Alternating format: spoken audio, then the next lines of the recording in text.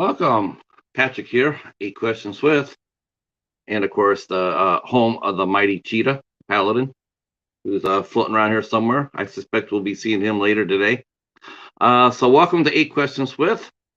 This is our ongoing interview show, and we bring you people from all over, and I do mean all over.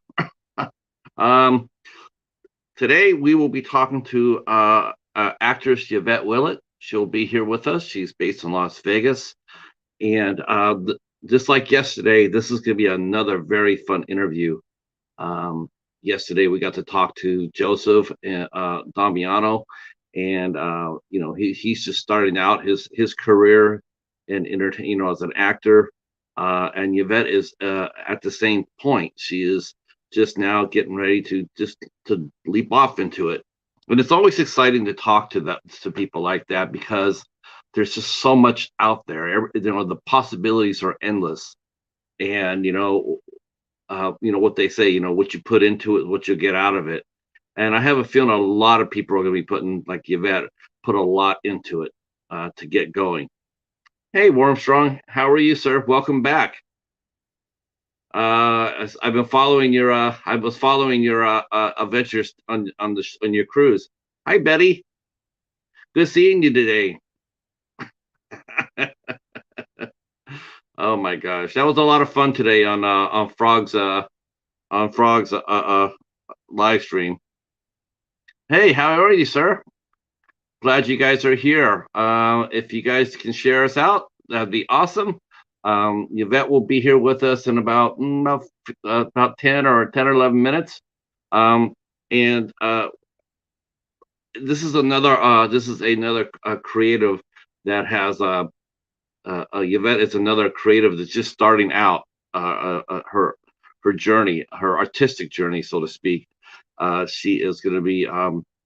We'll be talking about how she decided to get into the acting game and see where she's going with it. And it's exciting. And not only that, but this is her very first interview. This is her very first.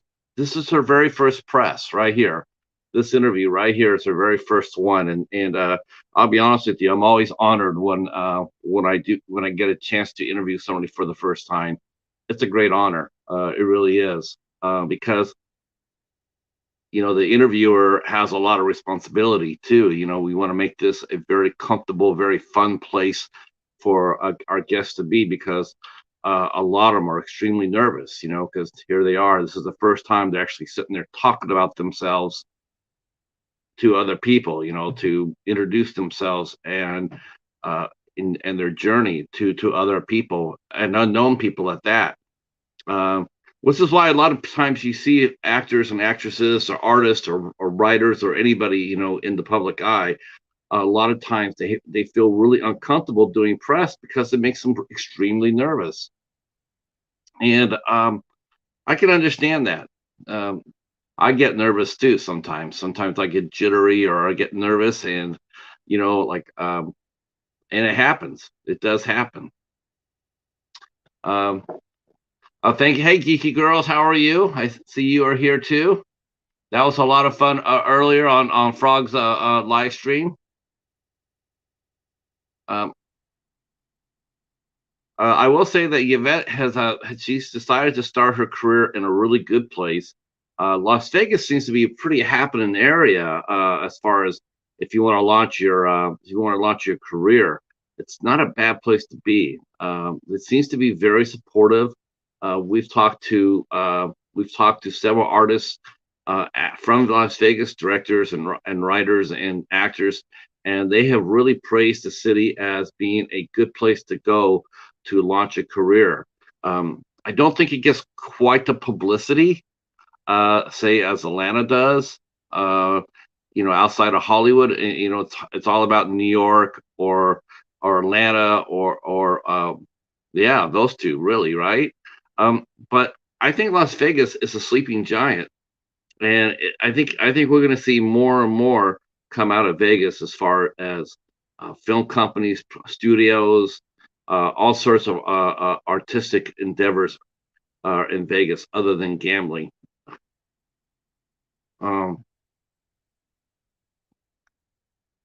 Yeah, I don't know about you, Geeky, but I felt sort of overwhelmed being around so many famous YouTubers.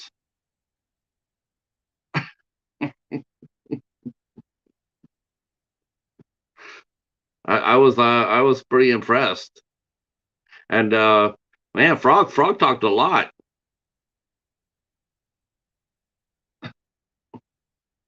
Thank you, Betty.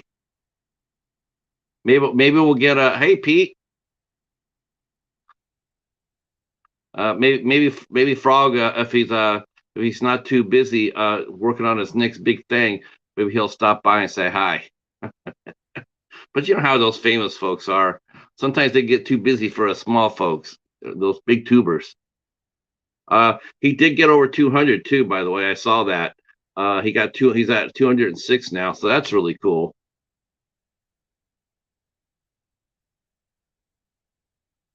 Hey, Frog's here. All right. Wow. I got a famous tuber inside the chat. Hopefully you guys all had a good day. Um,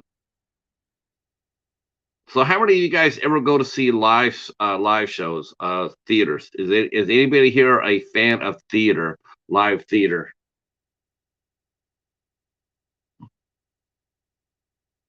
I'm just curious to see if you guys if you guys like live theater.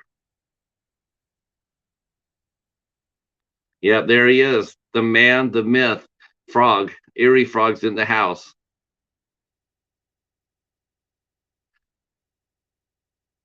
No problem, Gizmo. Glad you're here. Glad you're here. We're talking to a an actress that's just starting out on her journey. Um, and that'll be a it's gonna be fun. It's gonna be a lot of fun. Let's see. Let me break out the calendar because we got to work the calendar, right? So tomorrow, speaking of first, so tomorrow at noontime, noon. That's right, noon Eastern time, 9 Pacific. So I don't expect anybody from the West Coast to be here. Um, but we'll be heading over to Dubai tomorrow at 12 o'clock to talk to fashion model and actress Pooja Piku. She'll be here with us at 12 o'clock, and this will be my first time interviewing anybody from Dubai. It won't be my last, I can tell you that. I won't be my last. I have more. I have more artists from there. I want to be talking to as well. An event planner, I think I'm going to be talking to in November, and another actress in December. Uh, so there is going to be more. I'm interested in seeing, everybody, how the world is looked at through a different set of eyes. You want to gain perspective from other people. So, um, you don't need my autograph. Holy cow! Sheesh, I'm nobody. Uh,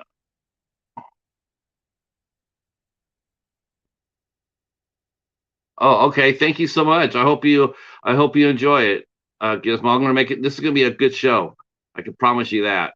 Last night was really good. You guys really rocked it out in the chat with Joseph. I really do appreciate that. And I know you'll show the same kind of love toward Yvette, who'll be here momentarily. So, and then tomorrow night, because we do two shows tomorrow. One's at 12, and the other one will be at our regular starting time. And we will be talking to cinephile film reviewer Jonathan Martinez, man of movies. He's a member of the Cinema Squad, and he will be here tomorrow night at 8 o'clock. I have a feeling there'll be some squaddies coming along with him, so that'll be a lot of fun too. Um, Jonathan has a really good eye for good movies, and really enjoy and really respect his voice when it comes down to talking about film, and liking what he likes, and what makes a movie good. Makes a movie stand out in his eyes. He's also a new father and a new husband, so we'll be talking about that. Being a newlywed and a father, and that's always exciting. So we'll be talking about that as well, among other things. There'll be all sorts of things, including meeting up with the Cinema Squad face to face for the first time. that will be a lot of fun to talk about tomorrow. So that'll be at 8 o'clock, and then this Sunday on the Midnight Society, I'll be joined by John Grande from Grande's Graveyard at 8 o'clock Sunday night, and we will be talking about hidden gems, 5 movies that we think that you guys should know about that maybe you don't. So we're going to be talking about that as well. We're each going to show off 5 films and talk about them and see what they mean to us. Plus, we'll talk some general horror as well. So I'm looking forward to having John on the show. I do believe it will be the first of many, many times that we see him. I also know too that we'll probably end up seeing him here on 8 Questions with sometime very soon, which that would be a lot of fun as well. And then next Tuesday, the 11th, we have photographer, artist, painter, writer, generally a Renaissance lady, and Maureen Dowdy will be here with us at 8 o'clock on the 11th of October on Tuesday. The 12th of October sees us welcoming in the Bud Files. Some of you guys in our group and on Instagram are definitely fans of the Bud Files. You see them in everybody's stream.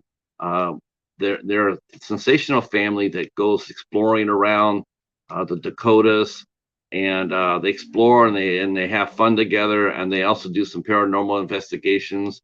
And so we're going to be talking to them about the family and the sense to, the urge to wander, to explore. I love it. That was one of our favorite things. We used to love to do, me and Lori Ann, we used to love to do that too. We used to pack a lunch, grab our GPS, and then Michigan's like this. You could get out of Michigan in 10 minutes and be out in open country. All right, our guest is here, so please put your hands together for our guest, Yvette Willit.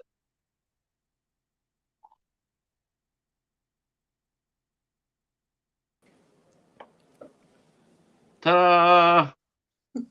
Good evening. Good afternoon. Oh, that's right. That's right. It's still, see, it's dark here over already, and It's you dark still. in New York. It's dark in New York as well. Are you in New York? I thought you were based in Vegas, or are you? No, I'm in New York. Oh, so you okay?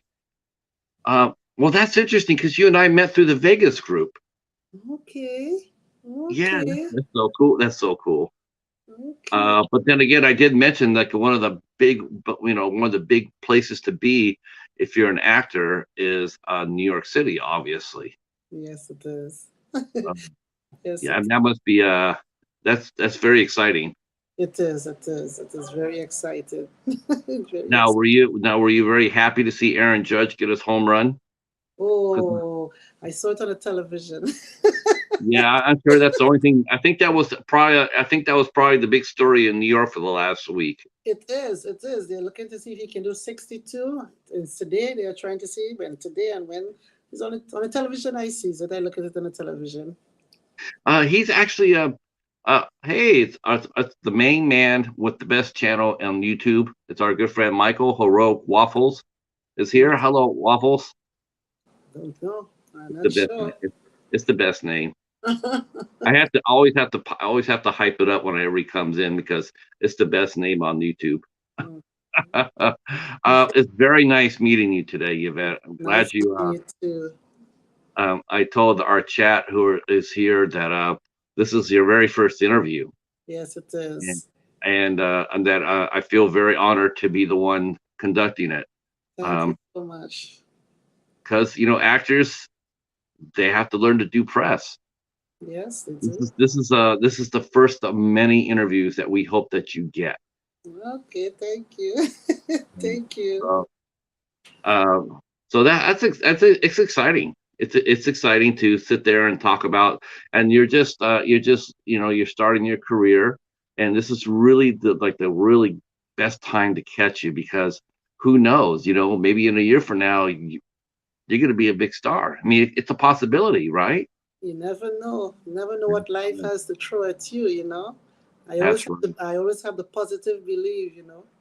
I do too. Mhm. Um, I mean, I've seen some sensationally talented people come across here, and I'm just, I'm amazed. I'm amazed by the drive and the dedication and the skill.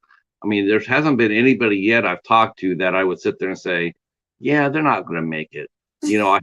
I haven't met anybody yet. I mean, everybody I talk to always has that possibility. Yes. They always have that hunger inside them. Yes. Um, Everybody's saying hello to everybody. And our friend Betty saying hello to you. Hi. And a brother of a certain age saying hello. Hi. Wow, this is awesome. Um, I don't do preset questions for my show, so later on when you do bigger press, you'll see them having their set, the same 12 questions every time you talk to them. Well, we don't do that here. Okay. Um, yeah, we only ask you one preset question, and after that, we're just going to talk like we're doing now. Just a couple of friends, relaxed, chilling, talking to our chat, having a good time, talking about your career. Okay. So the one question I have, and I know I heard a accent, is where were you born and raised at? I'm from Trinidad and Tobago, the Caribbean. Okay, okay, that's a beautiful country. Yes, it is. It is. Have you ever been there? No, I have not been there, but I know of the islands. I know that you guys, I do believe you guys dodged Ian this time, right? Because you guys do get some hurricanes once in a while. Yes, yes, it does. It does.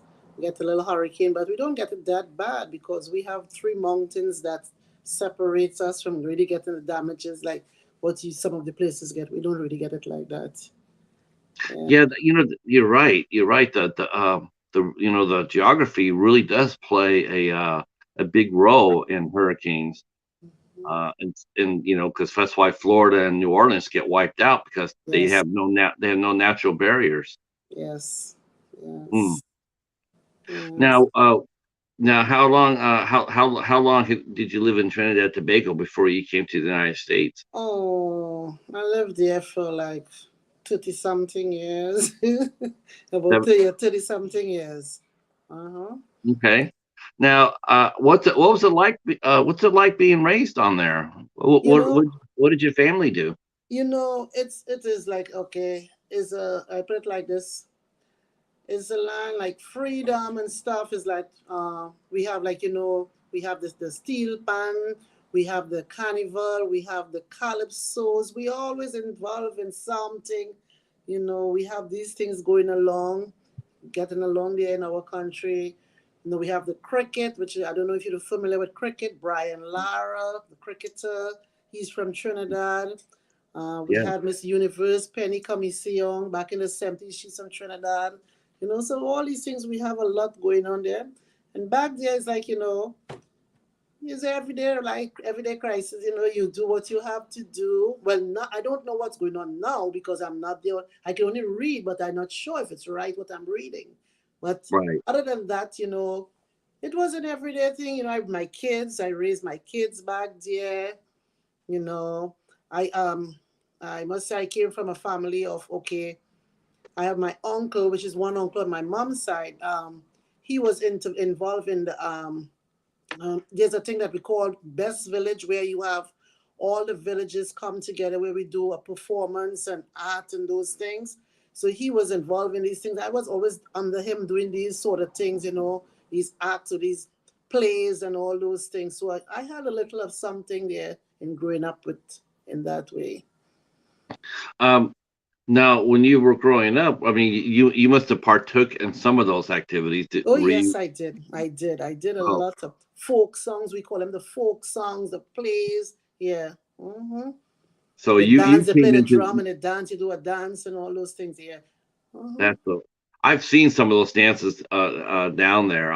They have a lot of them on YouTube and whatnot. You could type in Trinidad, Yes. Tobago, and put dancing, and you see beautiful dancing and so much Yeah. creativity and the music with the drums. Mm-hmm. Um, it's very joyful. Is it safe to say that Trinidad and Tobago is a pretty joyful country? I mean, It did you? it to the time I was there, it was it was really nice. I mean, again, as I'm saying, I left there so many years, so that I really don't, I can't say much of what's going on because I'm not there. I'm only reading the news, which the news is not giving you much of a good impact from what you are reading, the crime and all these things. I mean, everywhere have the crime, but when you hear for this country, which is a little dot on the map, to hear all the amount of the amount of murder, it's really a bit discouraging, you know. It's Yeah, sad. I everything. would put it like that. You don't even really want to talk about your country because it sounds crazy. You get this way? Yeah, I mean, because it's so small that everything is magnified. Mm-hmm. Somebody gets killed there, and like half the island knows about it. Or knows the person. Mm-hmm. Over here in America, as you know, we're rather impersonal with our crime. Yes. Anybody can get it from any time, and Yes. yeah. Um. So how long have you lived in New York? I've been here 20 years now. 20 years. Mhm. How do you what was it like when you first moved to New York? Oh, Was it a culture shock for you? Was it like holy crow, or did you just like hell yeah, I'm home? no, the first time I came, it was cold. And my country, we only have two weather, rain and sun. We have nothing more. So when I came here, it was December month, snow falling. So when the door opened at JFK, this door opened and I walked out and I felt this. I said, no way. I want to go back home. This is not what I want. But Uh, I came and, I tried to deal with it and I left in 21 days. But then it's like when I get back to Trinidad, I like, I want to go back. oh yeah, you know what? You're right, Yvette. I mean, have you see now? People here don't think that we're crazy because I'm from California originally, Uh-huh. and you being from Trinidad and Tobago, right? Yeah. We actually will sit there, and people here in the chat will think we're crazy, especially Waffle since he's in New Jersey. But Uh-huh. uh, we like the winter time. Yeah. This Yeah, But now I got accustomed to it. Now I'm loving it. yeah. To be honest with you, I love it. Even like if you give me a chance, I do not want no heat on in my apartment. I like my place to feel cool and just the heat on, and I would turn on the fan and the AC just to feel comfortable. I would go out there, and when I go out there, sometimes people like, "Mom, you're not feeling cold. Your coat is up." Nice. I'm good. I'm enjoying the weather. So I get accustomed to it. After a while, you get accustomed. Um, of course, this was gonna. I knew this was gonna happen. So our friend Geeky Girl comes back and says, "You can have the winter." They think that you and I are crazy, but we do. We love the winter time here. Yeah. I mean, it's awesome. Yeah. The first time I was in Michigan. That's where I'm at now, and it's like the first time it snowed. Like we had like a 10-inch snowstorm. I went out there and made snow angels.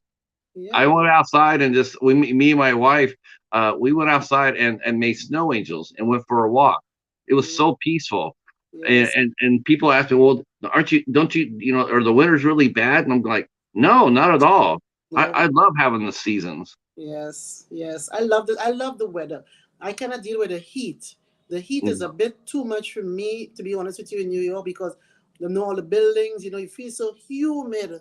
All the buildings, like in my country, the heat, they still have the natural, the natures give you the wind and you feel good. But I can deal with this weather right now. This cold, I'm good. I'm good.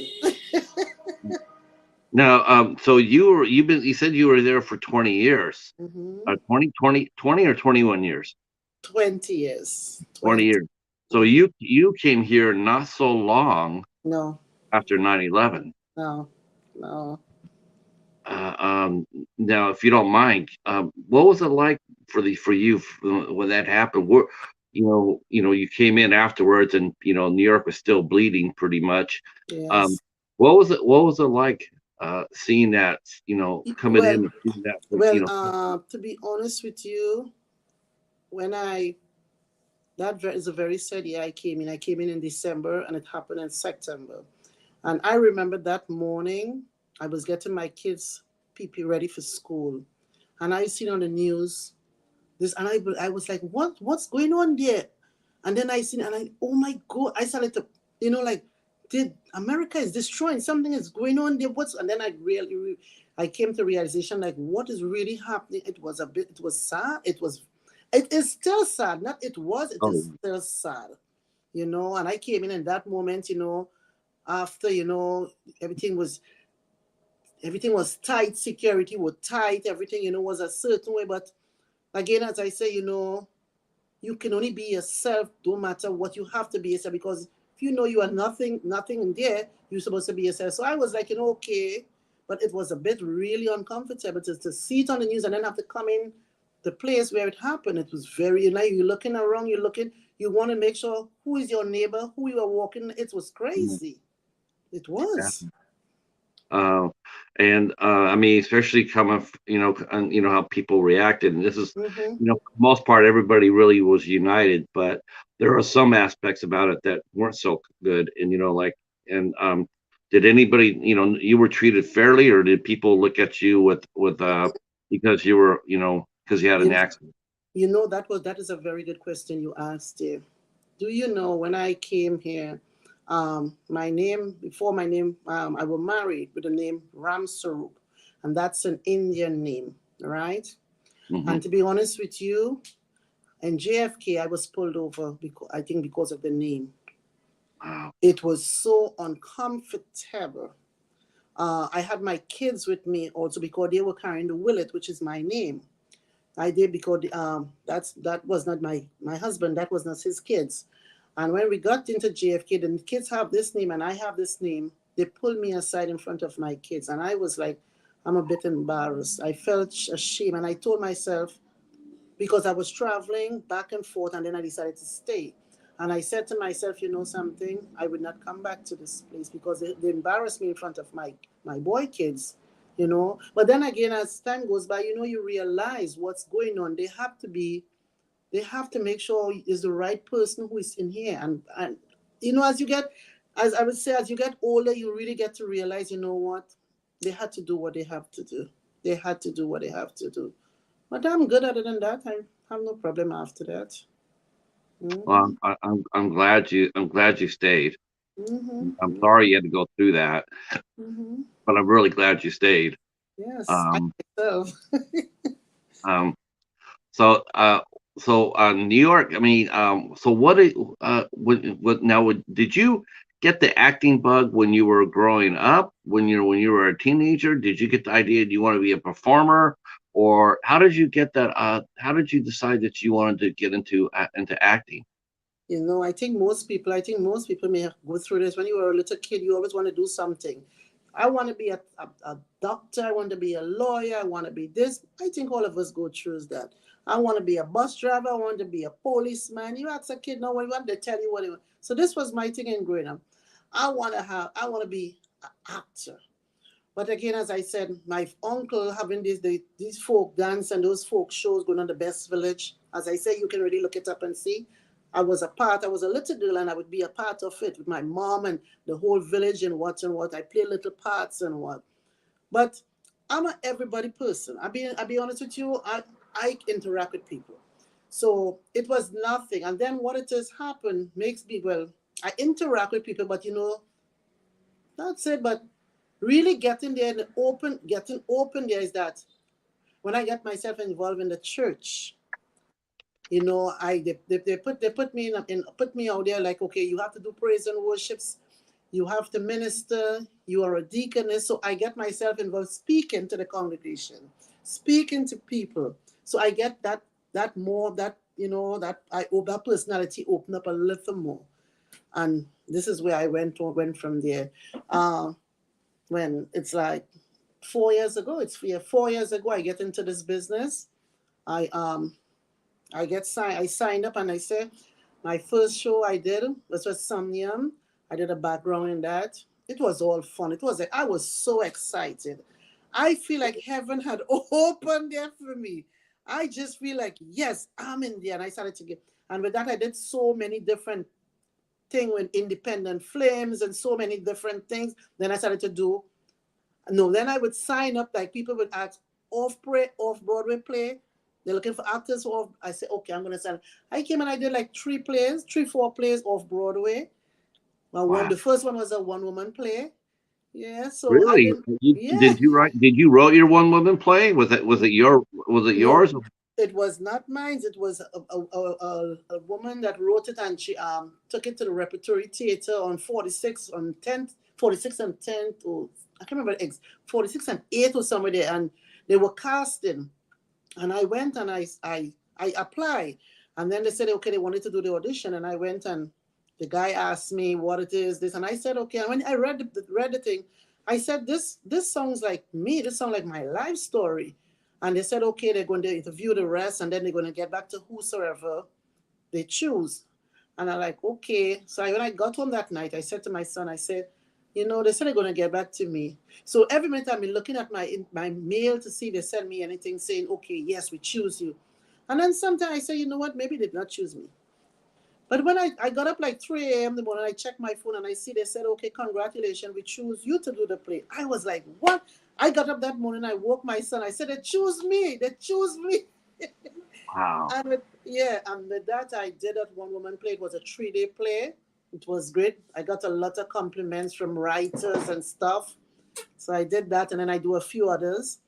There, and then the next I did one of Dr. Oz show for him, the Flip 50. I did a few shows for him.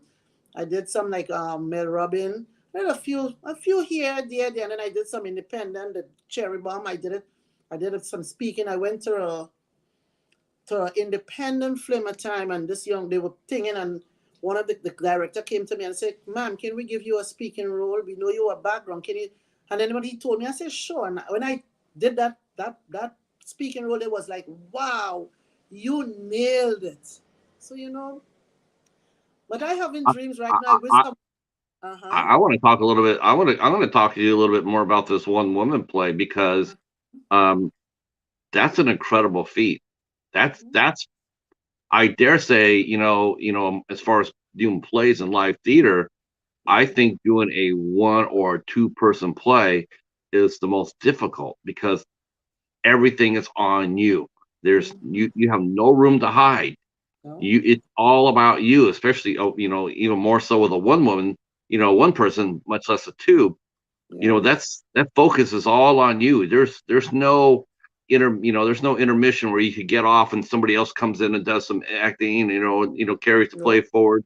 It's just about you. Yes. That's incredibly difficult. Had you ever done anything like that before you did that play? To be honest with you, no way. No Wow. way, no way. But I always believe in myself. I always tell myself, there's never a no, you can do it. That is my belief. I always say, I always tell myself, I can do it.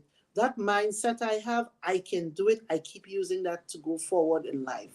Sure. Yeah, yeah. Yeah. I never said no. Anytime I said, if you said no, this is what I would say. Believe you said no, that means it's never going to happen. But you say yes, you're gonna go, you're gonna try, you're gonna make it, you're gonna make it. It's gonna Yeah. happen.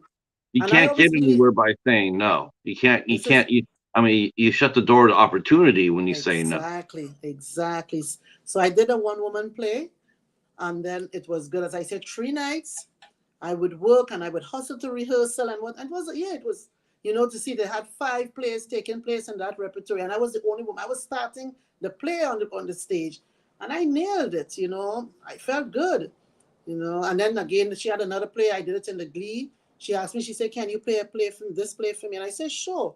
We had Wow. other people that take part in it, but I was the main character in the play. Then I did some on the tank on 38 on 8th Avenue here.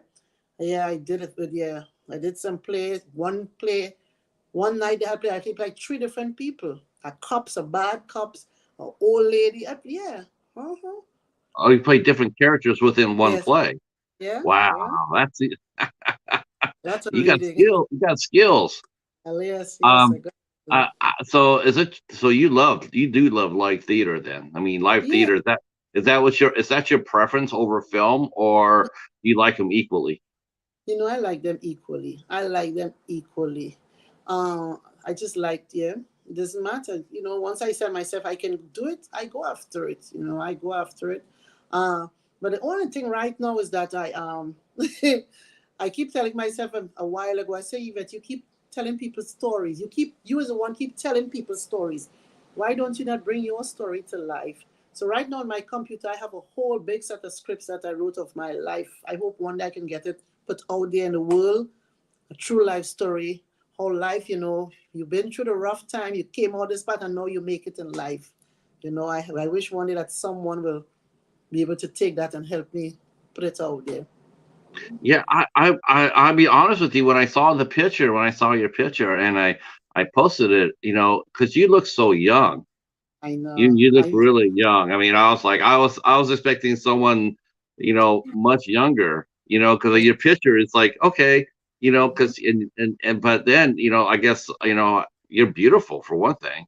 Thank you so very, very much. I love how you said, you look young. And I tell people again, these things only can happen from the heart. I'm not going to give the exact age, but just No, no. in a few years, not my two hands, not even really my one hand, I'll be 60. Wow, that is amazing. That's amazing. Thank We have you. a friend in our chat that's very much the same way. I mean, she is, she's a little older too, but you would never know it. I mean, she comes Mhm. across like she's 30, and she has Yes, that high energy. She has the same high energy and creative yes. energy that you have. Mhm. I love it. I wish I had that. I No, mean, I which you can I have have it. I have a Don't. little creativity, but I wish I had that kind of creativity. That drive. I think it's awesome, Yvette. I really Thank, do. Um, thank you. and you've only been acting for 4 years.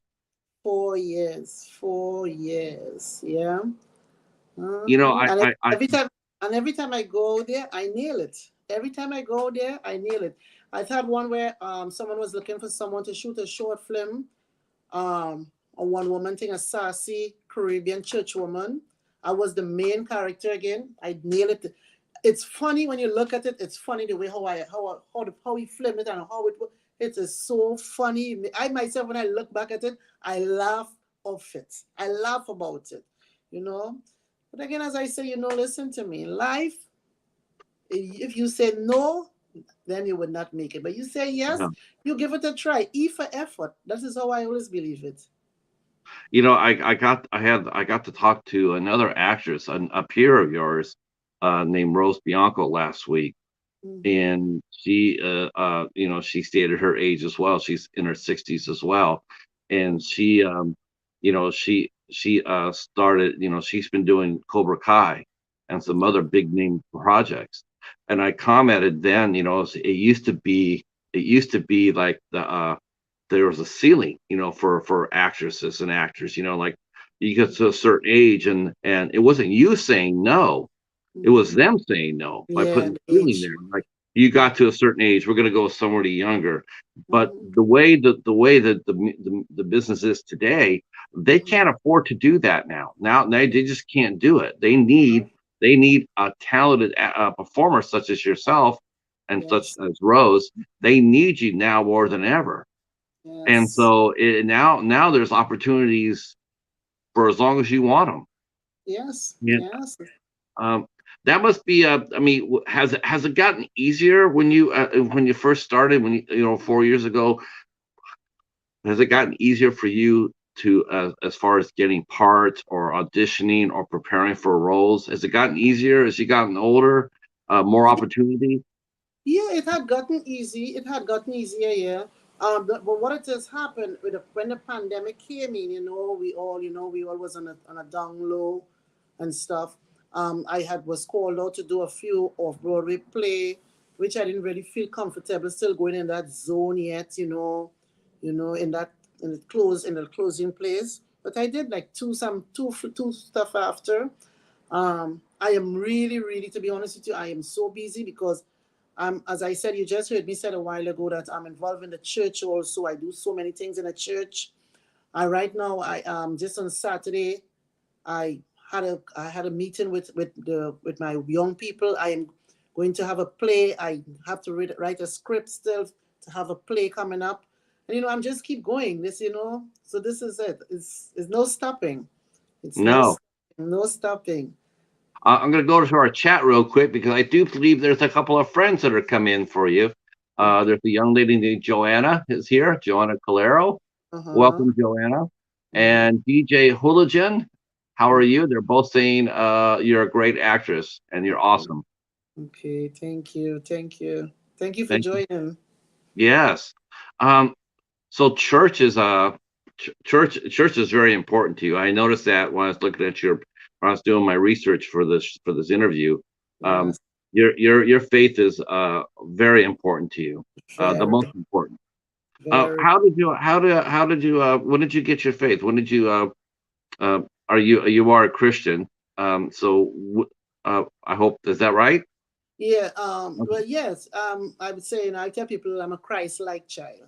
I'd say Okay. that. Christ-like child. Because, so many times, you say Christian, we get the wrong name. People say the wrong things. Yeah, But yeah, isn't that isn't that a shame? yeah. You, So you I say say the I'm word, a, I say yeah, I'm a Christ-like child. For the I last like that. 10 years, I'm involved with, I've got myself involved in the church. I got myself involved. I not got myself involved. I decided to accept Christ, Sure. I was living my own way and it was not going the way it's supposed to be. And I had to surrender somewhere to really be this person I am today, peaceful, comfortable in my spirit, no stress, no, I wouldn't say things don't come, but I no longer worry about it like how I used to do in the past. I leave it and I say God will take care of it, and I'm really comfortable. I'm more happy and everything, and I'm being going strong. I'm going strong. Before I came on, I was in service. I have a Wednesday night service. I have a Wednesday. So just before I came on, I had my service and cut off to come on. Uh-huh. Yeah. Uh-oh. Oh, thank you for doing that. Yeah. And to your pastor, I say thank you for letting her come and do this interview. Um, Yes. you mentioned you're a deaconess. So Yes, I'm what does a deaconess do? Well, we have our deaconess. We have the say, we have a lot of say, speak to people, the young people, the people. Things is not going, you can pull them to the side and speak to them, and that's between you. Try to help mold, as you say, mold them, instead of they go, you help them from here. So when they go to the pastor, you're helping them. You're helping them. Mhm. But I don't think my deaconess thing. I'm more like let me put it, do we say it like this? I'm a jack of all trade in my church. Because, okay, like I'm a minister, I'm a young minister as well. Even though the age, I'm a young minister because they now make me a minister. Um, Sunday coming, I'll be preaching. Then I do praise and worship. I'm the exaltator. I exalt. I'm very vibrant in that, very vibrant. I'll be there and you will be like, wow, this church feels so good because I gives it my all. Then if they asked, if the cleaner did not come to clean the church, I would clean the church. If the shovel the snow and the guy did not come with the people who have to take it, and I feel that okay, we have to have church, I would take the shovel and I would do it. I do that all for the Lord. Sure. So this is where my life is, but that don't mean to say because I am who I am, I condemn the people in the world. I condemn the things that is not right for me in the world, but I don't condemn no one on this world, in this world. I Well, am not the don't worry. I'll help you there. I know I Yeah, cannot judge it. I can help out there. There's some people that need to have their butt kicked, and I'm more than happy to do it. Well, I don't get me wrong, and I get what you're saying. Yes, some people you can love them, but you love them from far. This is how I have it. You love some people, but you love them from a distance. I can love you, but you stay that way, and I stay this way. You're You know, right, that exactly. sort of way. But again, as I say, I cannot judge no one. I cannot. This is a listen. Let's love everyone. If I say you're doing something wrong and you don't want, and you feel like you just say, no, I say, okay, sorry, but I know not to come back to you. I don't have to say nothing to you. And No, just, no, and just pray. that's very biblical. That's what Paul wrote. Mhm. He wrote, it says, you can come to their house, but you can't make, if they don't want to listen to you, you stand up, Exactly. you shake it off, shake the dust off, and you move on to someone who can. So yeah, Exactly. That, you can only do so much. yes. That old saying, you can lead a horse to water, but They you can can't make make him drink. There you exactly. go. Now, Exactly. how do you apply your faith um, into your acting? I mean, because Okay, that's a good question. That's a very good question. I know. I know in the industry, there's everything in the industry. I know there's Mhm. everything, every and everything. But what I do is, I go out there, I don't pick every and everything because something may not fit for me. Something is not fit for me because of my belief, you know. Um, I look for the right fit and I put myself into that. I So, I look, mean, if someone came up to you, if you're, if you got an opportunity to say, do a, okay, we're gonna have you play a villain, or you're gonna have you play, the other woman, or you're playing a horror movie where you're gonna get chased down and killed by the killer. Those are all movies you're gonna sit there and say, yeah, maybe not so much. you know something, to be honest with you, the first movie that I worked in, it was a horror. That movie was a horror, but Okay. it was a good horror. To be honest with you, I don't know how to say good horror, but that was a good horror that I worked in. It didn't have anything okay, the blood or whatever, but it didn't have anything like the words that was supposed to be said. Because I think they had kids because of the kids, the twin who played a ghost. I don't know if that might be part of the reason.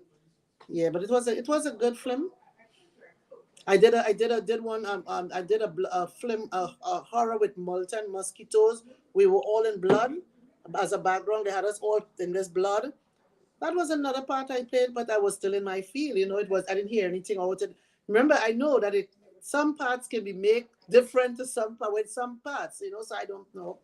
That's how It's it it, is. it, it it's got to be a little bit. It is a little bit hard. I mean, but again, it's also too. You're also creativity. It's also Mhm. creating.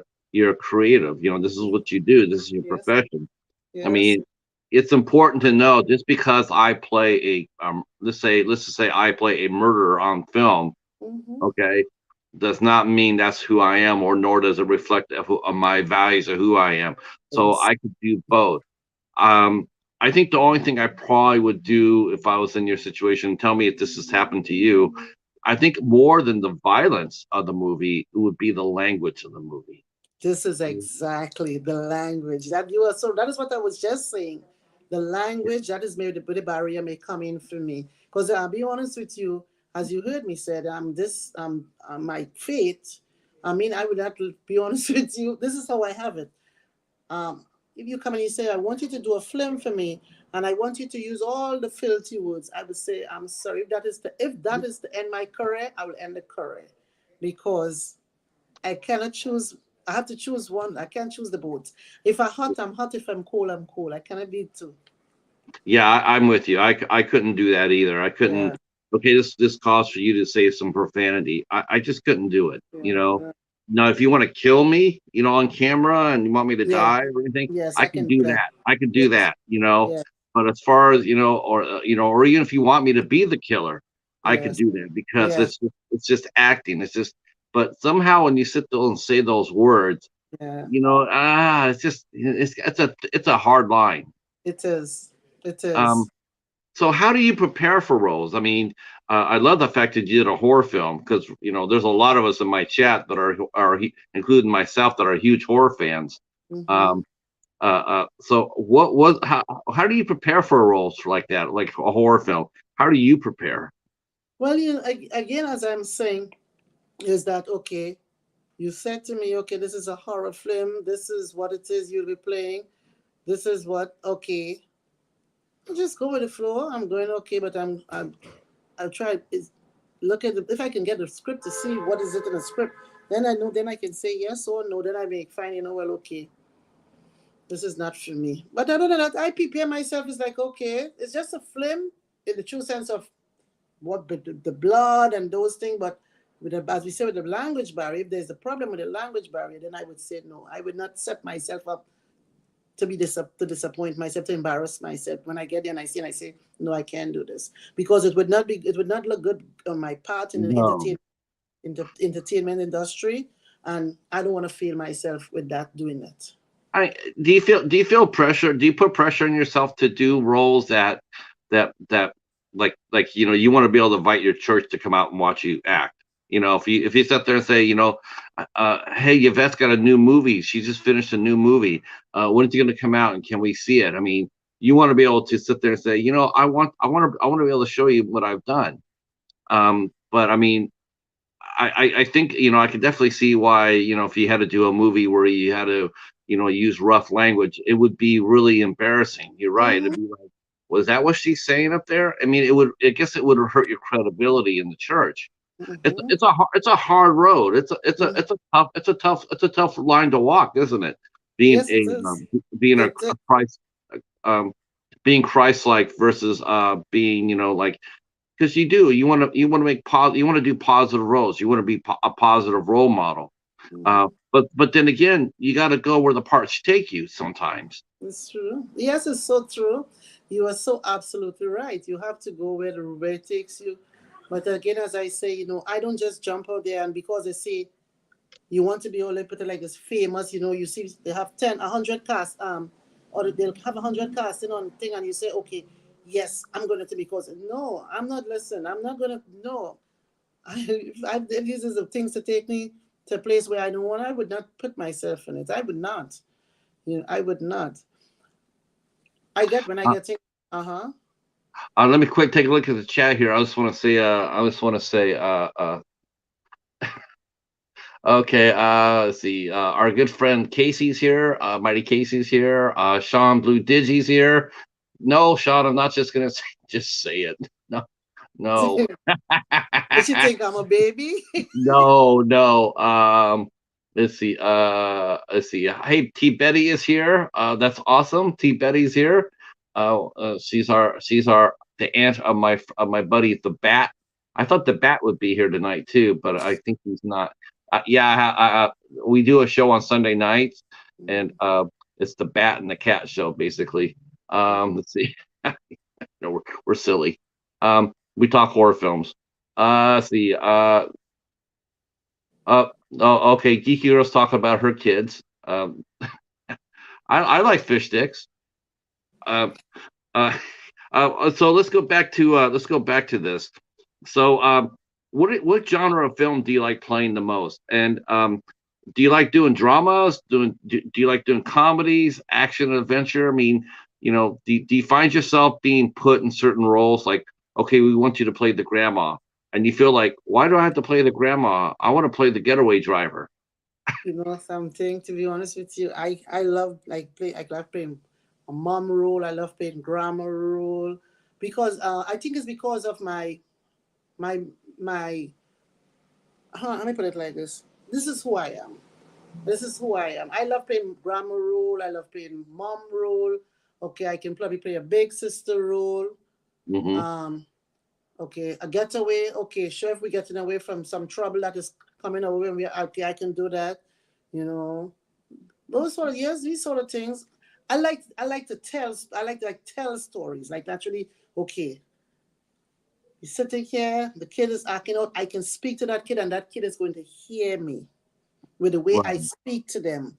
Because I think it's my line of duty, how my job has to do with this too, because I work with kids. I'm a kids.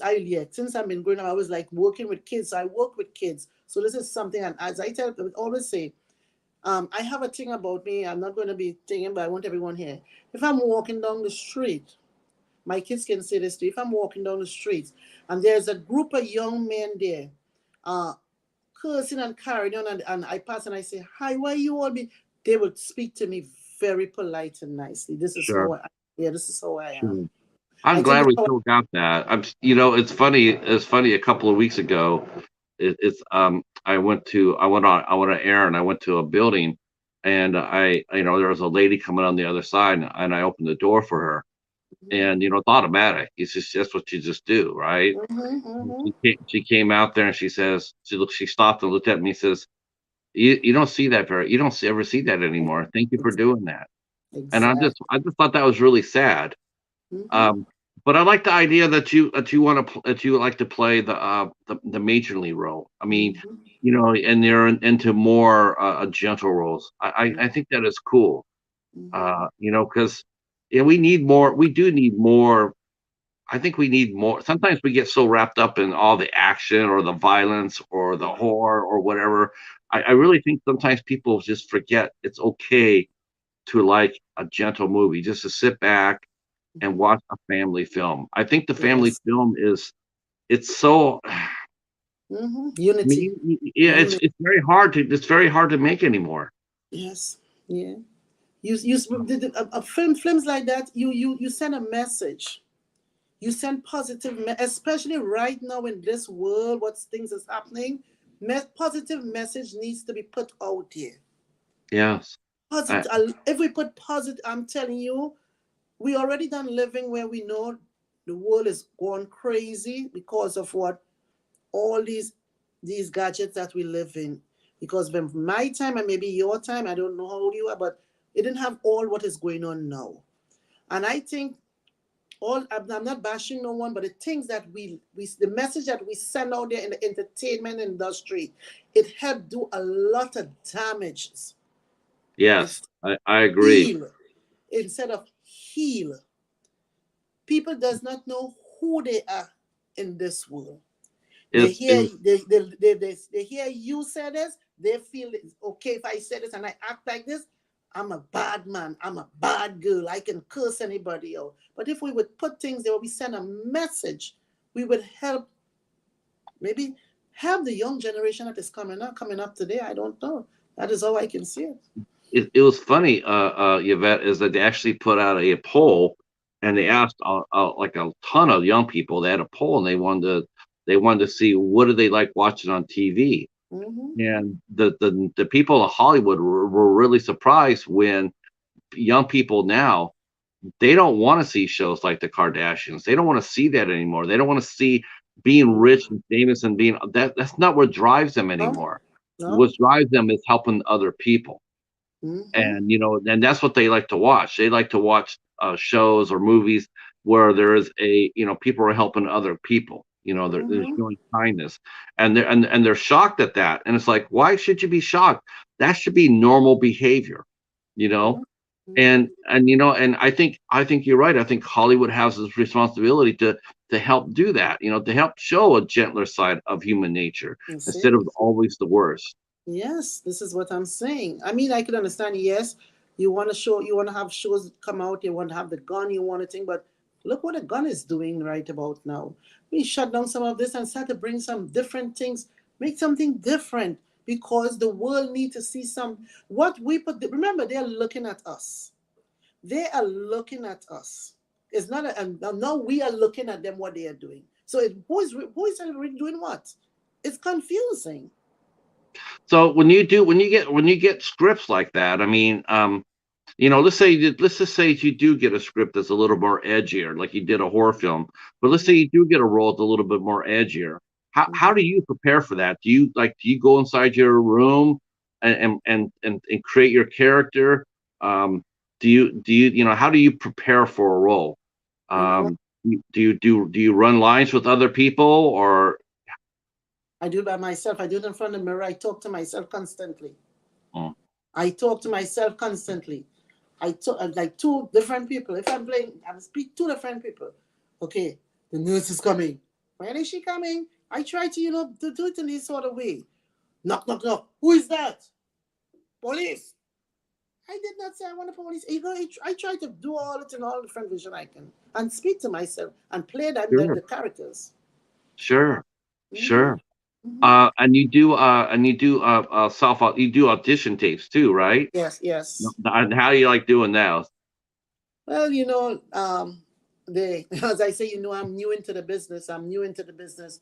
So when they want a tape, I say, okay, all the reels really have no set of reels I can. But if you wanted, they would send me, and I would do it. I would stand in front. I put as we say, put the gadget up, make sure my background is in, and I look at the camera and I do my audition and I send it in. Mm-hmm. That's how I Yeah, did for Cherry Bomb. Yes. Mm-hmm. that must be I mean, do you have a lot of fun doing it?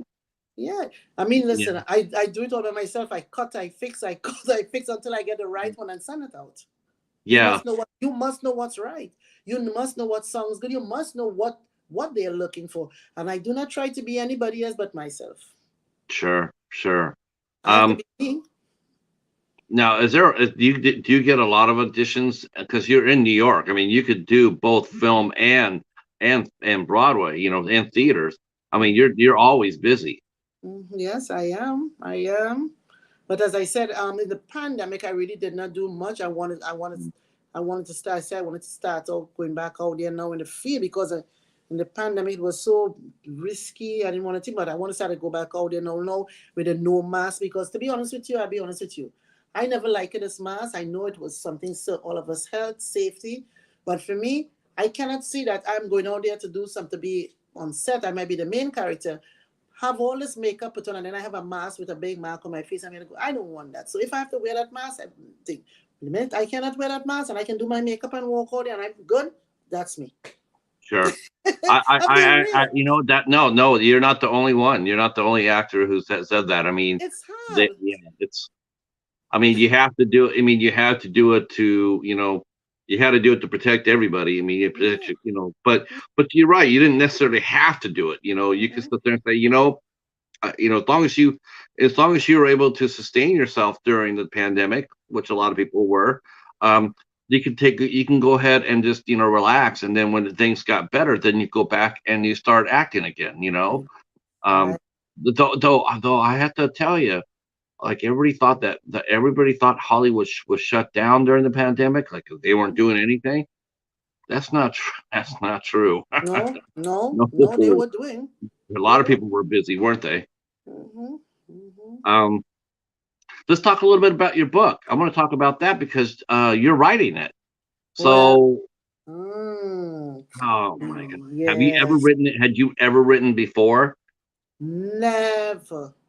And as I said, I realized the stories that I go and I do on off Broadway and those things is people real life story I'm telling, and I'm like, okay, so if I can give their life real life story, and it does not have too much into it, I can give my real life story. To be honest, let me be honest with you. The person that does the story that I have right now, there, my script that I thought of putting it into a book, and then I say, I wish I can put it into a film instead of a book. But people say if you put it into a book, it's better. You can make funds to do this. But I'm still praying on this. I think that the person that I had in thoughts that I see can do my film that does those film is Tyler Perry. Yeah, Tyler. Yeah, he could do books and scripts. I Tyler think Perry. I think you're I think that's the best way though. I think for you to write a book and then change it over to a script afterwards, I think that is actually a smart play because then you get the book, it's all ready. You can Mm-hmm. submit it. You can actually submit it to publishing houses, or if you want, you can self-publish, and then you can work on the script. You know, Okay. I think people, the more people know who you are. Mm-hmm. So let's just say for the, say for for this scenario, just say you write your book and you self publish, Mm-hmm. and it suddenly someone finds it and suddenly it takes off. Um, because remember, if you're writing a book, if you're writing your own life story, Yes. people have to know who you are a little bit before they can come invested in it. Yes, it's so They true. yeah. I mean, I would read it, but Ooh, what about the 100 people behind me that it's don't so. know you? So we got to get your name out there a little bit, and like doing this Mm-hmm. helps. It helps. Okay. Thank you. Well, that would I thank you so much for that what you just said there because again, as I said, I had spoken to her and she told me a coach and she said to me she does book she could do 5,000 not 5,000 words or something and I'm like 5,000 that is like a little thing That's there, tiny. right? That's for tiny something for Amazon. That is how I thought of it. But to be honest with you, um, my story, I be honest with you, I think if I can get my story out into the world, my story will help so many men, women, men and women. It has from I have from way back from 3 months till I reached here in America and I started church. I haven't even finished the rest. I haven't even finished the rest. You have I have all. I mean, they don't go for all the details, but it is so touching to see where I came from to who, from where I came from to who I am today. It's Uh, really. Mm-hmm. It says here, we got some questions about acting. T. Betty says she would love to read your book. Yeah, I would love to read it too. Thank 'Cause you. 'cause you have the classic American story. You're an immigrant and you come to America and you made a life for yourself. That's what used to be. That's what America used to be. Used to be Mm-hmm. the great American dream to come over here to America, raise a family, start a business, and buy a house. I mean, that's what the classic story used to be. And Mm-hmm. we don't really see that anymore. We don't really hear about that anymore. So your book would actually be a very a refreshing read. Mm-hmm. Um, and we got an acting question for you. Our friend, a brother from a certain age, she says, "Does Yvette find directors are open to her suggestions with the character?" Well, you know, they don't really be open. They just tell you, I want, this is what I want you to, this is what the part I have here. Would you be able to do it with this? And I would say, look into it, and I would read it. And, as I say, if it fits my fit, I say yes. Again, don't get me wrong. I cannot condemn anything, what is out there. But if it fits my fit, I would say yes. If not, I would say no. I find something to say, which is not good. I'm booked for something else. Because I rather not say no. I rather say I'm booked for something else and Right, leave it at that. right, Because by saying no is no good for you, right. because in the industry, it's everything you sign up for. It's everything you sign up for. But for me, as I say, I want to be a positive actor. And in my age bracket, I just want to be that positive one out there with the many who may want to be positive out there too. Sure, I get that, and I applaud that. I mean, it's a smart way to go. I mean, I don't think you necessarily have to as an actor or a writer or anything else like that. I don't really feel like you have to sacrifice your values to get Mm, what you need to get to go where you need to go. thank Um, you. I it makes sometimes you feel sorry for like you feel I don't know. This sounds weird to say, but sometimes you feel sorry for actors sometimes because they want to get where they want to go, and Mm-hmm. sometimes they got to do some of the most ungodliest things to get there. But they Mm-hmm. do it because they love it. But man, you wish it was a little bit easier. Mm-hmm. Um, Yes.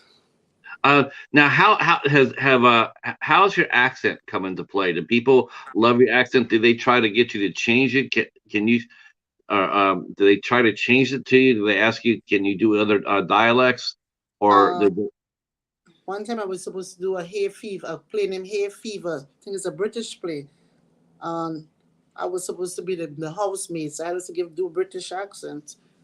Uh huh. So I oh, was, you yeah. do, but you do have a British accent. There is, I can definitely hear your accent. I mean, you can hear a little bit from that.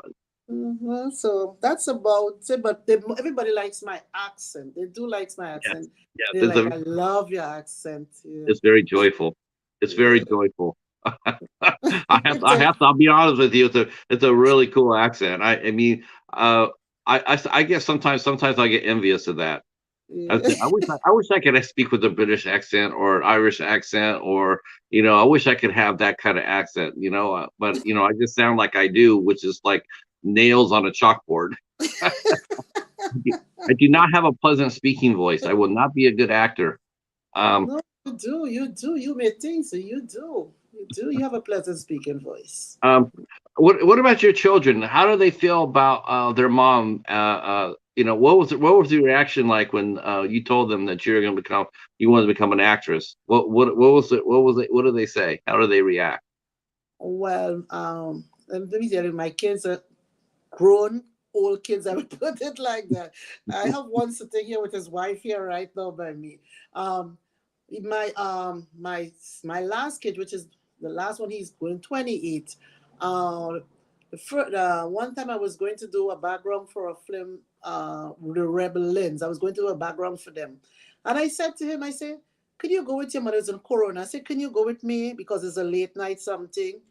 He said, "Mommy, I don't want to go." I said, "But let's go. You never know. Suppose you go and they say they want you to play a part. Things like that happen." He said, Yeah, "Yeah, right." no. Yeah. Yes, listen to me. He said to me, "Yeah, right." Oh, I said, "Okay." So he got dressed and we went across there. So we were all signing the form. The guy who bring the form handed him the form to sign. So he said to the guy, he said, no, I'm just with my mother here for a company. The guy said to him, you don't want to be a part of this film? So I look at him. I give him an eye. So he said to the guy, yes, do you know he played the police for that film? Wow. So you signed up and did it. You know, that's not the first. Yeah, there's plenty of stories out there of that happening. I just went down to give. I just went down there to. I went down there to give support, and next thing you know, they're in the movie. That's happened a lot. Yes, he played the police. So I was a background, and he was known to. He was a main character in the thing. He was the police. Wow. So is he acting now as well, or is that just one time? You know what? He did a few films. He did a few. Then he worked with this. He did work with this guy, this rapper. The Future was his name. He worked for him. He drove him and what and what. But after that, he kind of like back off into it. I think he wanted to more do the camera. I think he more likes the camera, to work the camera and the. Oh, okay. He wants Yeah, to I be think he wants to be a cinematographer. yes, he wants to do that. Then my granddaughter was going to do a film in Brooklyn, and I told them I have my, because she came from Florida on vacation, and they said they wanted me to come, and I said, well, I have my granddaughter. Can I bring her? They say yes. So my granddaughter also ended up on a set with me. That's so much fun. So Fun. they must be very proud of you. Yes, dear. I hope. No, I think it's the case. So talk to us a little bit about now. One quick thing about your writing. Now, what's your process for that, Yvette? Do you sit down and type it out? Are you writing this out yourself, or are you doing it through tape? I do And, it on the computer. I sit on the computer and I type it out. I type it um, out. wow. Yeah. Uh, uh, so is there like you have your own room where you just go in there and shut everything away and you just sit there and type? Well, to be honest with you, I'm by myself. So when I'm sitting here, I'm all by myself typing. I just bring out, I don't go out there and do anything. So I just sit and type and type and type and read it and read it and read it and see where the mistake is, edit it and fix it. But I might not be able to do it like how the real professionals will do it, but at least I can understand everything that I wrote there and coming down. How many pages have you written so far? I knew I have a, I knew I probably about I could probably maybe over 100 pages. My life story. I'm telling you, from 3 months, from what I heard from my uncle, because my mom passed away, for till I reached to America, and my separation of my marriage, my divorce, and where I was heading up to that point I reached. I still have to reach this point where I end up how I reached today. And there's a lot more to put into it. Does your acting career, does that interfere with your social life? I mean, is that a problem? Do you have to balance? You have to learn how to balance that, or you have a No, good. no, I balance things how I balance. I tell people I'm a jitter. I'm always going. Nothing stops me. I know I put the okay. This is I have to do this. I prioritize things. It's like when I'm going to my job too. I stay from here. Okay, I know I'm going into work tomorrow. I don't visualize what I'm going to. When I come there, do not tell me do anything different. I already visualize what I'm coming. Unless there is an emergency and I have to do it different. But I already visualize when I walk in. That is how I start my day. Sure, sure. I have everything visualized. When I'm home and I'm get off on a Friday, I say, okay, you go home. Okay, here what you're gonna do. Saturday morning you have to be out. You're gonna be out of the home. Here, Saturday do your laundry. I just have everything visualized. In my life is a vision. Because if I don't have it like that, I may make a mess. I like things to be in order. I'm going to tell our chat here if they have questions to ask you, to feel free to start asking them. I'm sure Sure. there are some questions. What was working on CherryBomb like? It was good. It was good. This young I was the person who was in charge of this young lady. Came into the college, she was drinking and acting out. She was doing things that she was not supposed to do. So I was speaking to her, telling her, she should not have done. But then I was sort of talking to everyone who was around her. They need to be different in life. That should not happen. So I was like kind of sending out a message to the rest. Everybody was just like looking at me, like, okay, this is how it really supposed to be. But this young lady was really acting out. I was just talking to her, you cannot come in here and mess up the girl nail polish and do all those sort of things. It was really, really nice. I was like the main, yeah, old lady character trying to get them together. As again, as I said, bringing peace and unity. Where can, now is I see on your IMDb page that was a TV show. Um, has that been has it been released yet? They were. I know they were when they were supposed to be releasing it was in the fall last year, but with the pandemic, I think something happened, and they did not get it out yet. That is what it has happened. And because I'm looking at that and it says TV series, and you're in Hmm. episode 4. Hmm. And of course, right above that is Sweet Tooth, and Yeah. you play a dead body. Yes. It was all in the blood, and this one was funny because okay, is that you were in white, right? And they throw the red on you, which you know the fake blood, and you were all laying in this warehouse. Okay, after the filming, you know they're okay. They tell you they give you thing you can wipe your skin and try to clean up your skin. But then it's like, how much could you be really clean? I'm living right in the city. It was not far from me, so I just wanted to get home to shower. So when going through the subway, everybody's like, jump. I said, please, please, please. I'm just an actress. It's a Oh, film. I did not murder. No, I had to not announce that consistently until I get to my home because you know with that people can think the cops can surround you. sure, yeah, no, So yeah, I had totally to. get it. I was making self and I'm just an actress, just did a film. This is Now, fake. now, And now, did they think that you were hurt, or did they think that you hurt somebody? I don't know what people were thinking. They were looking at me very crazy. So I was trying to get my part clear to them. Okay, listen, I'm an actress, just did a film, and I'm just trying to get home to shower. You know, you know, it was funny. It was uh, funny. Hmm. let's see. Our friend Geeky Girls is asking, what has been your favorite role to play? I think Oh, this. I think the dead body, right? I mean, the dead. that was. That was fun because you know I'm on the New York subway Oh riding my with my god. horse with my white clothes with all this blood running. That was funny. Oh my I'm gosh. clumsy. I wish someone would have took a video of that. That would have been hilarious. It's like It you don't was know what to fun. do. You don't know what to. You run up there and go like, is she a killer or is she This hurt? is this this is what I'm saying. So I had to let people know I'm an actress. I just did a film and this is fake. I've been walking through the subway saying, you sure think I'm crazy. But I was not. I'm trying to save myself from having to deal with the police and what to get home. You know? Oh, you should have just went out there and say, "I'm doing Law and Order," and then Oh yeah. they would have left you alone. Oh yeah, Oh, okay, no right. problem. Oh Uh, yeah, what, right. uh, so what has been your favorite role that you've played so far? Well, my favorite role is like the cherry bomb. That was good. That next, as I say, well, the one as we just said, the blood, that was pretty okay. Um, to be honest, all of my speaking role, like I said, I did so many independent films, like even in the church with people, they give me a role, I stand up preaching role and those sort of things. Those are my favorite sort of things. Um, let's I see. love all. I love all. I really don't. To be honest with you, I don't go into something unless I love it. So that I love all. I really don't have any special one that I say, oh no. Besides doing Dr. Oz Flip 50 for him, I didn't have much to do for him. What's that saying? There's no such thing as a small role. Uh, no, I said There's I such did. thing. I think someone said that. They said there's no such thing as small parts. Every part is important.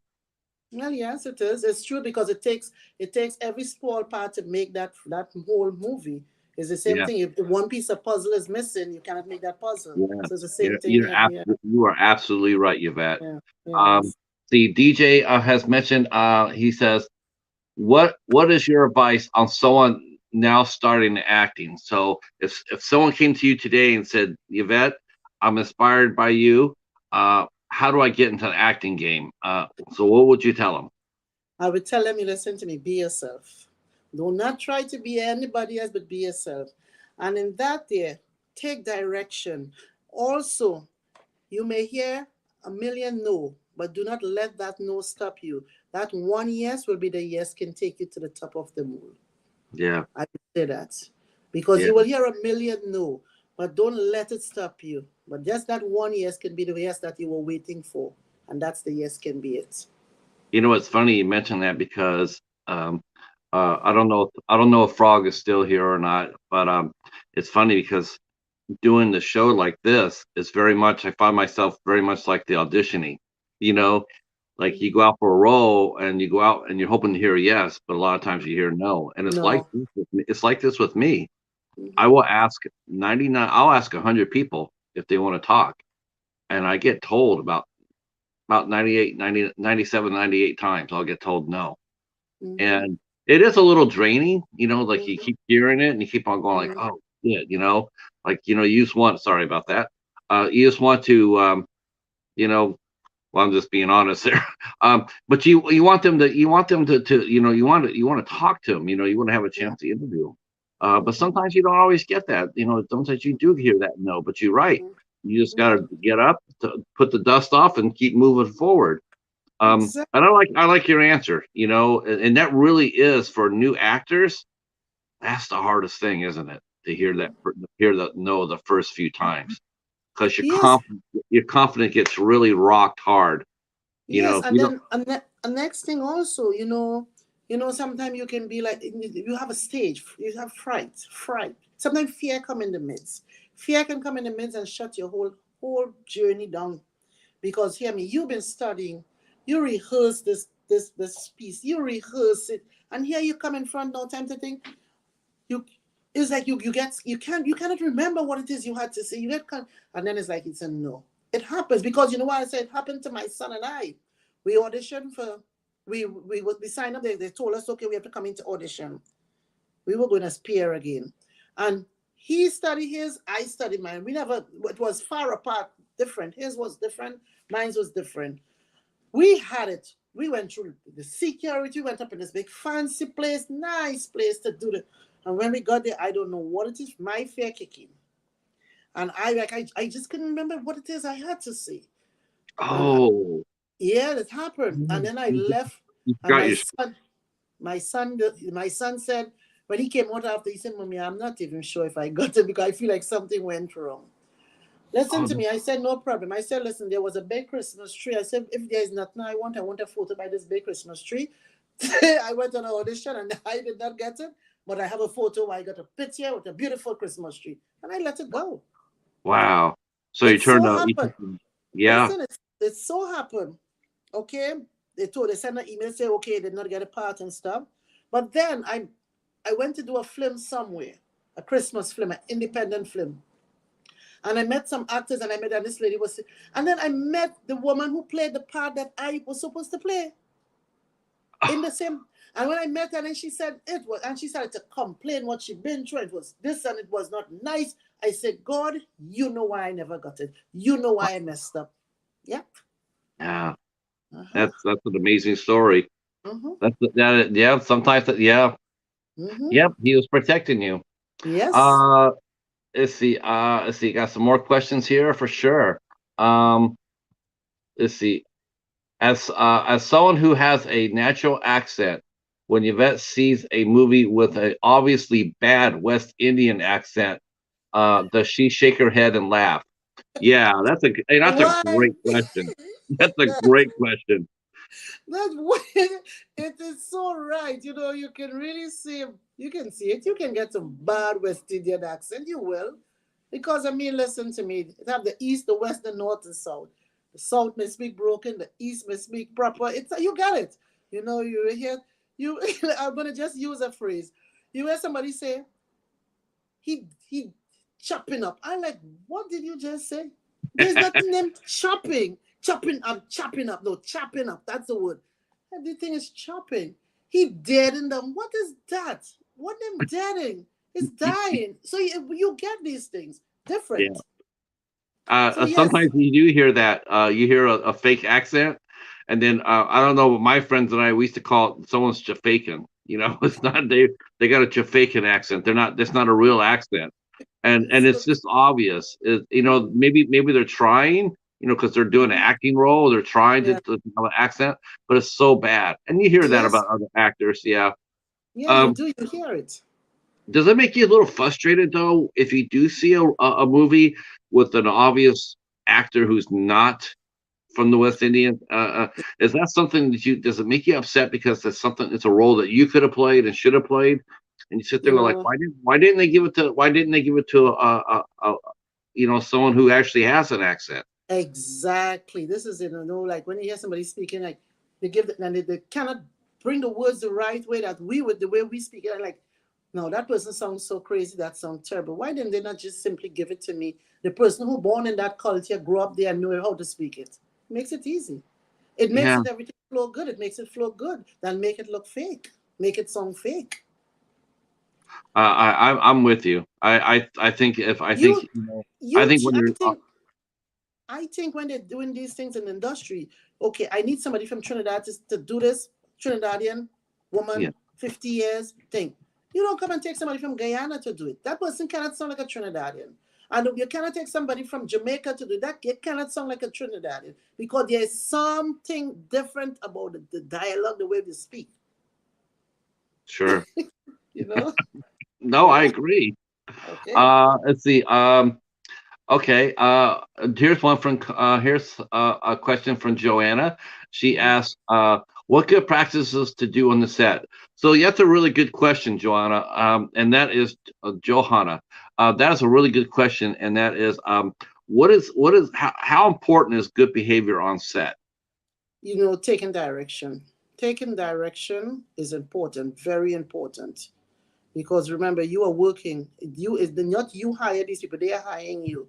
So taking direction and being straight, taking direction. I believe it's taking direction because if you don't take direction, you'll be all over the place. Taking direction is it? It's funny. We actually have a director, a film director in the chat. Mm-hmm. Um, he's done several films, and I'm sure Mm-hmm. when he gets a chance to hear this, he will agree with what you just said. Mm-hmm. Because it is important, especially when you're still new in the business. You want to learn how to behave on set. You Yes. gotta, you don't want to be in anybody's way. Mm-hmm. Um, that's true, right? I mean, you just want to know your lines, stay out of everybody's way, and be ready to Mm-hmm. go when they want you Mm-hmm. to go. Mm-hmm. Um, yeah, that's yeah. You have to Um, stay in your lane. You have to stay in your lane. You see what happened to some. I I would like say these so-called new learners come out and then they think from the minute they do one background and they come here now they feel they are rise. So now you cannot speak to them. It don't work so. Direction is what will take this thing the right way, take it the right place, and you're gonna look good. Because if you are not listening and what do you think is gonna do? Is gonna go to the other person. Your name is gonna be out there, and people would not want you. Then that's it. So yeah. direction. A bad reputation can get really. I mean, if you Mm-hmm. become difficult to work with, that gets around pretty damn fast, doesn't it? Mm-hmm. Yes, it does. It Mm. does. It Especially in does. New York, Yes, especially it in does. New York City. I mean, what a Mm-hmm. terrible place! What a terrible way to find out that your behavior costs you. Like when you start going to auditions, all of a sudden you're not even getting called to go to auditions No. because you got a bad reputation, and that Yeah. happens to the big name actors too. Yes. There's several actors that we can mention that whose careers have fizzled out because of their behaviors on set. Um, Yes. yep, here's our friend Gizmo. He is saying that now. He's saying he agrees with you. Mm-hmm. Um, he says, but I made one film where chaos was part of the experience. Mm-hmm. No one knew the story, and everybody got the wrong script. It was Oh. shot. Yeah, Oh. but that was on purpose though. I think that was on purpose to make the movie. Mm-hmm. That would be really, that would be really cool to see. That's actually really interesting. I I wonder know. how that would be. That would be crazy. That would be crazy. Everybody do it different. Your whole cast shows up there, and they're like, "Yeah, this is the part you're now playing. We're shooting Yeah. now," and you're sitting Mm-hmm. there going like, "Well, wait a minute. Wow, that would be insane, I but know. fun." Mm-hmm. Uh, Yeah, he says that it was shot like a behind the scene movie. Very fun, but crazy hard to do. Actors are all over the place when they feel they're not in control. Yeah, Mm-hmm. you're Mm-hmm. no Yes. kidding. Because you Yes. spent all that time preparing for your role, and Yeah. all of a sudden you get told, "Oh, yeah, you're gonna play his role now." Mm-hmm. What? Oh, here's the script, and we're Mm-hmm. shooting in 30 minutes. Mm-hmm. That would Yes. be crazy fun. Yes, it is. Um, let's see. He'll come back with the question. Um, what's your dream role? What role would you like to play? I mean, if you got a chance to play any role right now, what role would you like to play? Again, as I said, if I get a chance to play right in this present time, I want to play cop, a serious cop, sergeant. I mean, I want Right. to play those old people thing, as I say, mother, what. But if I get a role to play right now, somebody want me to play that cop, investigate. Oh yes, I'm ready for that. Yeah, I'm ready for that. Investigate. Yes, investigate that case. Find the evidence. Yes, that would be fun. I think you yes. play a great cop. I will. Um, I will a brother of interrogate a that. certain. Go ahead. I'm sorry. Interrogate. Yes. When I say Uh, interrogate, but nothing, no thing but yes. you know what I Mhm. think? You know why I think women? You know why I think women are make better interrogators than men? This is the truth. You see all the cop shows where the man goes in there and he interrogates the suspect, right? But I think women are better interrogators because not only are they coming in as a woman, as a cop, right? But they Mhm. also come in with mom, and moms are That's great it. interrogators. That's it. You are so absolutely right. I mean, These are yep, you are absolutely right. Those things, because we come in with a mom point of view. We come hmm in as a teacher point of view. We come in as your friend point of view. We come in. A mom is a lot of things.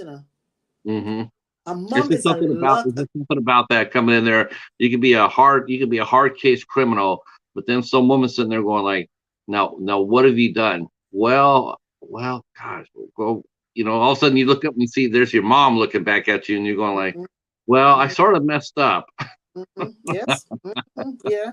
Yeah, but if I have to play, I would like to play a cop and a sergeant, not no one of those regular, one of the high ones, because yeah. Right. Uh-huh. Like a Sergeant Joe Friday. Yes. Just yeah, from Dragnet. I can see you playing that. So we've got a couple more questions here.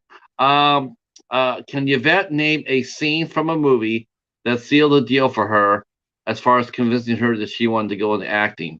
So yeah, so how about that? So what's your how about this? What's your favorite movie? What was your favorite movie? The one movie that made you decide you want to become an actress? Well, as I say, I was growing up and I always wanted to be, and then I never had a favorite movie. But when I look at Madia, Tyler Perry, Madia, craziness she does, like those things, like yes, she plays all the roles, all the different crazy roles. But Queen Latifah set it off. Oh Um, yes, yeah. I'll tell you the truth about Set It Off. Mhm. Man, I cried like a baby. Yeah, Who did not cry? Put your hands up. Put your yeah. hands up in the chat. If you at the end of Set It Off, did you not cry like a baby? Because I did. Yes, yes, it was a Yeah, good show. man, Hmm. I was just like, damn, it was such a that was Yeah. a really good movie. Really good movie. Queen Latifah set it off. Yeah, I had loved that, Queen and I'm like, Latifah's a wow. really good actor. She's Yes, playing she's playing in that show, The Equalizer. yes. Did you ever see the old Equalizer, the No, series? no. She's bringing the noise. Yeah. They had Denzel Washington do. He did two movies of it. Mm-hmm. He did a nice job. He did a nice job. Um, Queen Latifah as I love her. I love the fact they changed the gender. Mm-hmm. I think it comes up with a fresh point of view. Mm-hmm. I applaud it. And Yeah. yeah, a brother for a certain age going like the Cleo character was straight fire. They're all fire. Even the Mm-hmm. cop, John C. McGinley played the cop. He Mm-hmm. had the heart of Mm-hmm. gold. He was the one that actually, when her brother got killed, Yes. that was one of his. That's actually one of his best roles that I enjoy. Mm-hmm. He comes across as a hard ass in most of his Mm-hmm. roles, Mm-hmm. but he always plays a character with a heart of gold. It may be Yes. tarnished, but he always Yes. plays really good characters. Um, Yes. okay, here's another question from Johanna. She's asking, "What are your favorite hobbies outside of acting? Cooking. Cooking. I Oh, love cooking. I um, I will I would turn up a storm now in the kitchen. I would come in, and when I finish, because I also I does catering and all these things. Is if you see my website, you'll be like, lady, how do you do all these things? How do you and do? Yeah. Uh-huh. I was going to say, and we'll find that out because we're going to put your website down in the description box of this interview, so people can go over there and look at that. Okay. 'Cause, Okay. 'cause yes, we're gonna let everybody know about your social media. Yeah. Last question for you. Last question Yeah. for you, real quick.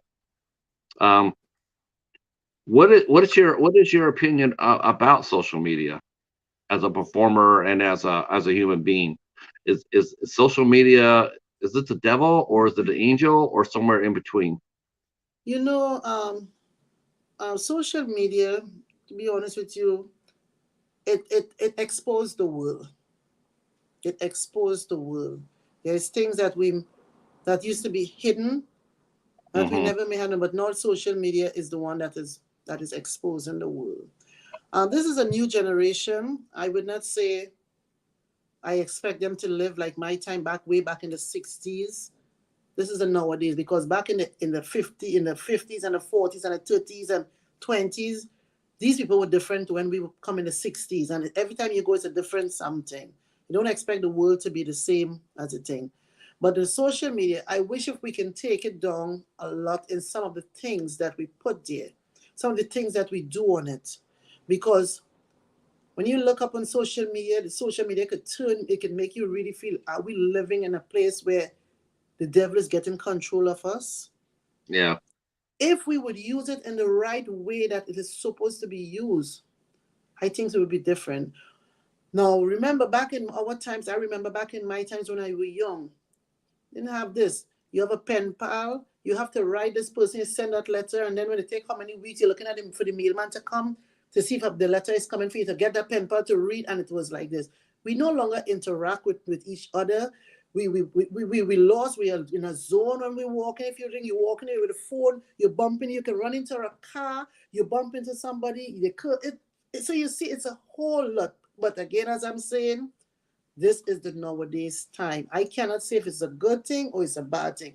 For me, I do food business. I do my food, and it helps me contribute, get $1 in my pocket. When people see my food, they order, I get $1. I'm using it in that way.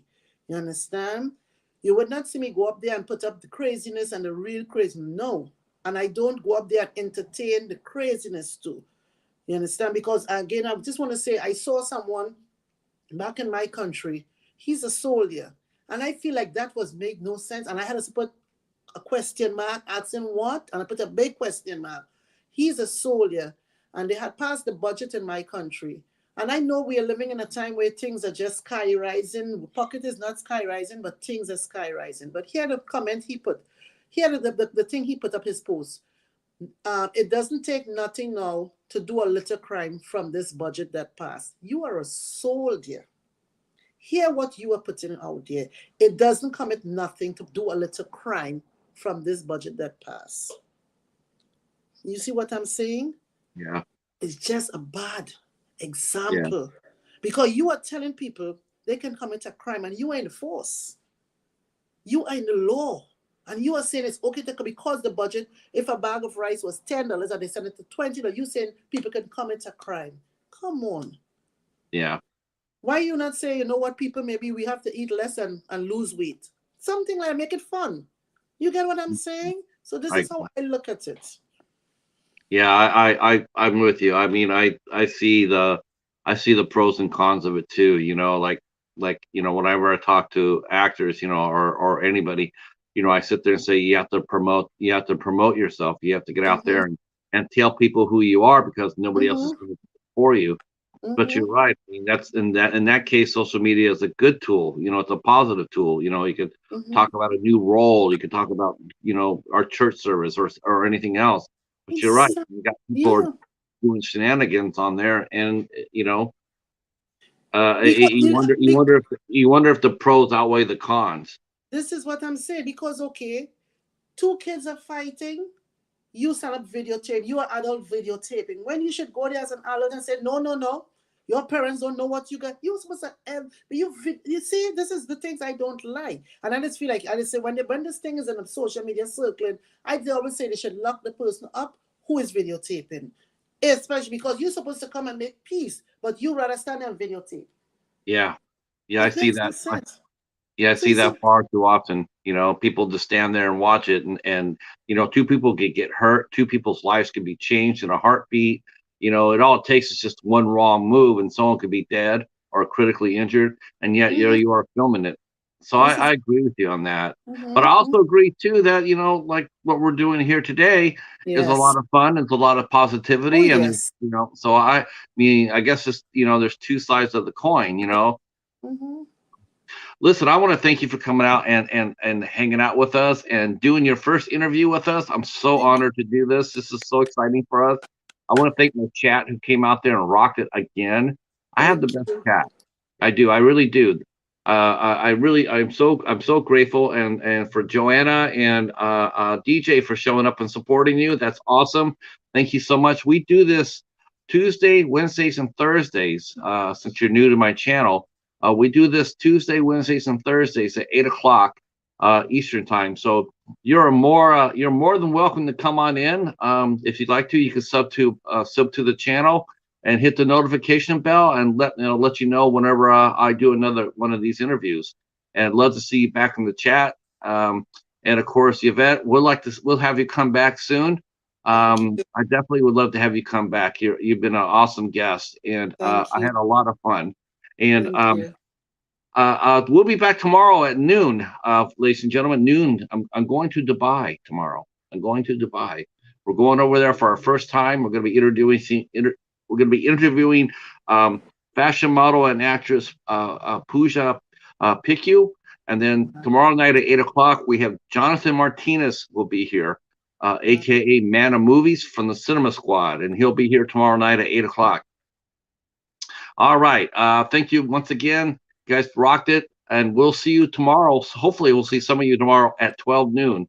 Hopefully you'll see me at 12 noon. Um, and stay right where you're at, Yvette. And I'm going to say goodbye. Good night, everybody. Good night. Thank you, everyone. Stay right where you're at.